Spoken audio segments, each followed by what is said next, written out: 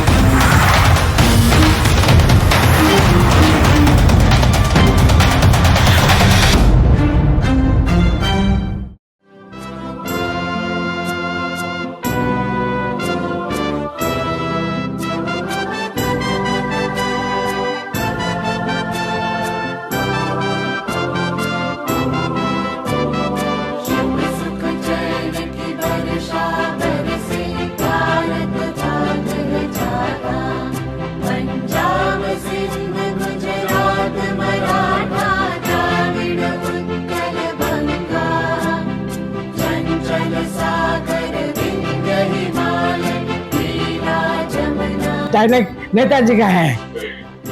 आजादी तुम्हारा खून पे कुर्बानी मांगती है। इसके दरवाजे पर तुमको सब कुछ निछावर करना होगा।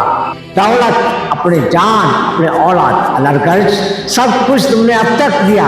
सोने चांदी के खजाने, फड़कते बाजी तड़कते दिल, मगर आजादी के फिर तुम नहीं पूछती। आज मातृभूमि पर सिर्फ चढ़ाने वाले पुजारी को जरूरत है। नेताजी ने फिर कहा, आजादी की लड़ाई में फतेह के सुर की लहू की बूंदी लिखी जाती है। इसलिए मैं वादा करता हूं कि तुम मुझे खून दो, मैं आजादी दूंगा। जय हिंद, जय हिंद, जय हिंद, जय हिंद, जय हिंद।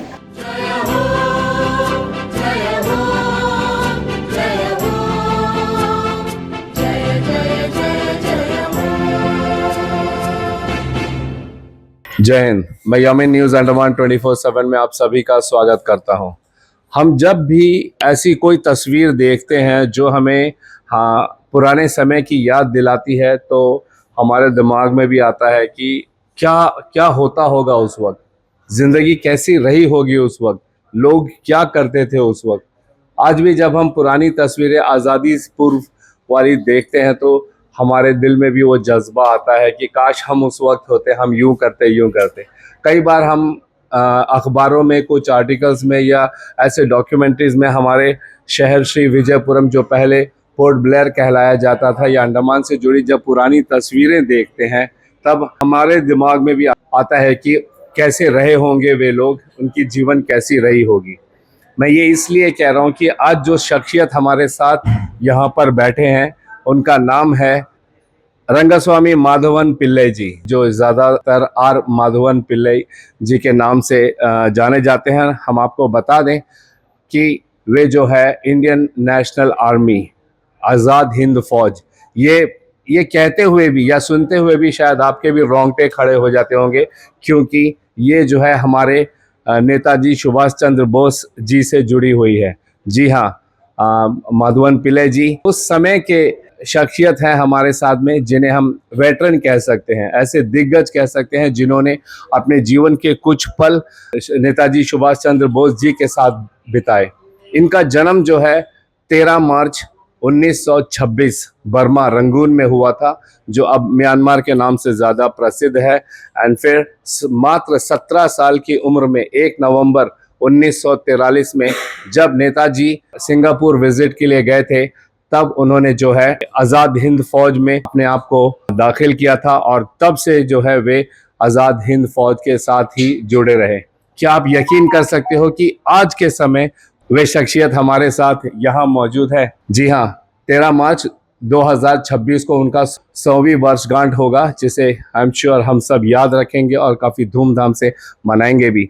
पिछले ही साल 99 बरस की आयु में उन्हें जो है दिल्ली में काफ़ी सम्मानित किया गया था, एंड नेताजी की एक प्रतिमा भी लगाई गई थी। हम आपको आगे उनके बारे में और बताएंगे। आज़ाद हिंद फौज में रिक्रूटमेंट एंड फंड रेजिंग का काम संभालते थे और इनका जो दर्जा था एक लेफ्टिनेंट का था, इसीलिए उनको लेफ्टिनेंट आर माधवन पिल्लै जी के नाम से जाना जाता है। यह हमारे लिए, हमारे न्यूज़ चैनल के लिए बहुत सौभाग्य की बात है कि आज हम ऐसे दिग्गज के साथ बैठे हैं एंड उनसे बात करने का हमें अवसर मिल रहा है। जय हिंद सर। जय हिंद सर, जय हिंद बेटे, जय हिंद। कैसे हैं आप? ठीक हूँ बेटा। मैं यकीन मानिए, मतलब जब मैं एंटर किया और मैंने आपको देखा, तब से लेके अब तक मैं अपने आप को संभालने की कोशिश कर रहा हूँ। मतलब मेरे जहन में यही आ रहा है कि आपका वो समय कैसे रहा होगा। हम चाहेंगे कि चंद शब्दों में आप उस समय की कुछ बातें हमारे अंडमान निकोबार के द्वीपवासियों को बताएं प्लीज। उसी समय का है, हम तो यंग है। INA में भर्ती हुआ था नेताजी आने के बाद में, बर्मा का है, सब वॉलंटियर ज्वाइन किया था। हम लोग का ये मरना जीना ये सोचता नहीं, क्या हमारा देश आज़ाद होना, बस ये मन में है। नेताजी कैसे चल रहे हैं देश के लिए कुर्बानी करके, खाना खाते भी नहीं हो, टाइम नहीं है। सिगरेट पीता था रात को 2 बजे, सारा काम होने के बाद में सिगरेट पी के बाद में जाकर सो जाता था। 6 बजे उठ जाता रेंगोन में। ये बात का कि वो हेडक्वार्टर वगैरह सब रेंगोन में था ना, सुप्रीम हेडक्वार्टर। ये मेरे एक दोस्त था गुरप्रीत सिंह सरदार जी था, वो मेरे से आके बोला तो नेताजी जी कोई टाइम टेबल नहीं है, सिगरेट पी करके फेंक करके जा करके सो जाता था, 6 बजे उठ जाता नेताजी। ये सब को देख करके हम लोग का मन है देश के लिए हम भी काम करो नेताजी के साथ, इसलिए हम भर्ती होकर। आज़ाद हिंद फौज के जो सैनिक थे और वहाँ पर जो आम जनता थी, उस वक्त वहाँ पर माहौल कैसा होता था? ठीक है बेटा, हम तो विदेश में रिया था ना, ये INA के बनाया था general Mohan Singh, British Indian army था वो। और दूसरा था इवाची फुजीवारा, जापानी लाइसेंस ऑफिसर, ठीक है। और थर्ड आदमी था, उसका नाम था राज बिहारी बोस, जिन्होंने INA का गठन किया था सिंगापुर में। उसने बाबू बोस ने बर्लिन में था, हैं। फिर इधर का INA का गठन करके स्थापना बना के राज बिहारी बोस ने बर्मा आ गया था। बर्मा में आकर के वहाँ का IAL का ऑफिस ओपन किया था। कुछ बाद में उधर बर्मा छोड़कर दूसरे जगह जाकर के 14 देश में उन्होंने बनाया था INA। हर एक देश में भी INA है, इंडियन इंडिपेंडेंस लीग भी था, और भी बढ़ गया ज़्यादा बाबू बोस आने के बाद में। हमने सुना कि आपको रंगून में जो है ब्रिटिश आर्मी ने 8 महीने के लिए जेल में भी डाला था। मेरा अकेला नहीं है, हमारे कितने भाई लोग तो सरेंडर हुआ, सबको एक साथ लेकर के रेंगून, मेरा दांत नहीं ना बता, रेंगून सेंट्रल जेल में अरेस्ट कर दिया था। और सिंगापुर मलेशिया से आया था, उनको अपने वहाँ लेके चले गया। और इंडिया पाकिस्तान तो पार्टीशन नहीं हुआ था ना, वो तो मुल्तान जेल, कराची का जेल, दिल्ली का जेल, मद्रास का जेल, ऐसे हर एक स्टेट में जेल था, उसी में वो लोग बंद करके रखा था। प्रिजनर ऑफ वॉर सब पकड़ा गया था, उनके सब को लेकर आया, हर एक जगह पे कराची में लेकर कराची में डाल दिया था, मुल्तान जेल में मुल्तान में डाल दिया था, दिल्ली में दिल्ली जेल में डाल दिया था। ऐसे पता नहीं स्टेट कहाँ कहाँ गया है, तमिलनाडु वाले का तमिलनाडु ले जाकर उधर जेल डाल दिया था। और कुछ लोग रेड फोर्ट में ले आकर के उसको टॉर्चर बना के से जान से भी मार दिया था। कैंप पे था, सब चीज़ था, रानी झांसी रेजिमेंट और सरदार लोग का मेरे पास फोटो है, रखा भी कर रखा है। वो लोग भी कितनी बर्मा में आकर के कितने टॉर्चर का या कितने अपने जान का है बलिदान दिया उन लोग का। हर एक हिंदुस्तानी अपने है धन मान सम्मति दे करके अपने देश के लिए है निछावर किया अपने। बिल्कुल, हम भी सर से ज़्यादा उन्हें बात करने के लिए नहीं कहेंगे, क्योंकि उनको थोड़ी तकलीफ भी हो रही है, बहुत देर से यहाँ पे बैठे हुए भी हैं। मैं आपको बता दूं कि 1971 में इनके पूरी परिवार जो है बर्मा से हमारे देश भारत आती है, और 1980 1 अगस्त को भारत सरकार जो है इनको एक क्रांतिकारी होने का ताम्रपत्र रिकॉग्निशन देती है। एंड इस पर भी एक छोटी सी घटना हुई थी जिसके बारे में हम आप लोगों को बताना चाहते हैं।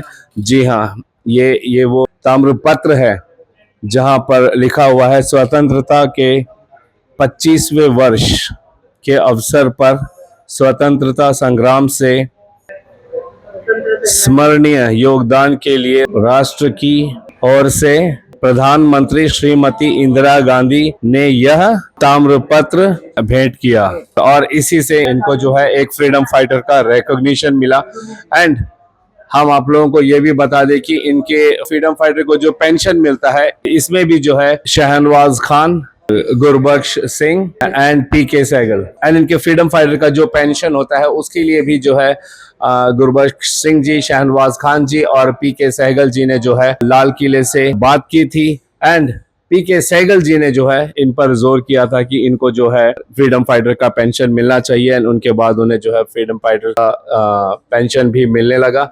एंड ये हम सब के लिए बहुत सौभाग्य की बात है कि वे आज हमारे अंडमान निकोबार द्वीप पधारे हैं। और कल जब हमारे नेताजी स्टेडियम में नेताजी सुभाष चंद्र बोस जी की 129वीं उनकी जन्म तिथि पर जो कार्यक्रम रखा गया है पराक्रम दिवस, वहां पर भी इन्हें सम्मानित किया जाएगा। एंड हम आप सभी द्वीपवासियों से यह निवेदन करते हैं कि आप भी वहां जरूर आएं, ऐसे महान हस्ती के साथ में खड़े होने का ये अवसर को ना गवाएं। Thank you so much sir, आपने इतना समय दिया। हमें पता है बहुत देर से यहाँ बैठे हैं, उसके बावजूद हमसे बात की। एंड हम चाहेंगे कि अंत में आप चंद शब्द जरूर कहें। जय हिंद, जय हिंद, जय हिंद, 3 बार बोलना चाहिए, जय हिंद। अंडमान आने के बाद में ये जय हिंद का आवाज बहुत बड़ा सुनाई दे रहा था। कितनी जगह मैंने किया था वहाँ जय हिंद बोलने में इतना उसको पता नहीं शरीर का दबे खून है क्या नहीं पता नहीं। बहुत बड़ी बात है sir, thank you so much. वो जो नारा था जो आज तक देश का बच्चा बच्चा बोलता है उसे आप जरूर दोहराएं प्लीज। आजादी तो मेरा खून का कुर्बानी मांगती है, ये डायलॉग नेताजी का है। आजादी तो मेरा खून का कुर्बानी मांगती है, इसके दरवाजे पर तुमको सब कुछ निछावर करना होगा। तो मुझे खून दो, मैं आजादी दूंगा। बहुत खूब। इनकी याददाश्त और इनकी बुलंद आवाज बताती है कि उस समय इनका क्या जोश रहा होगा। और यही वो जोश है जिसे आज की पीढ़ी के युवाओं को जानना बहुत जरूरी है। यही वो जोश है जिसने हमें आजादी दिलाई है। यही वो जोश है जिसकी वजह से आज हम एक आजाद देश में खुली हवा में सांस ले रहे हैं। हम इनके हमेशा हमेशा आभार प्रकट करते रहेंगे। एंड हमारे अंडमान निकोबार की धरती में आकर अपनी पुरानी बातों को बताने के लिए सर आपका बहुत बहुत नमन सर, धन्यवाद, थैंक यू सो मच।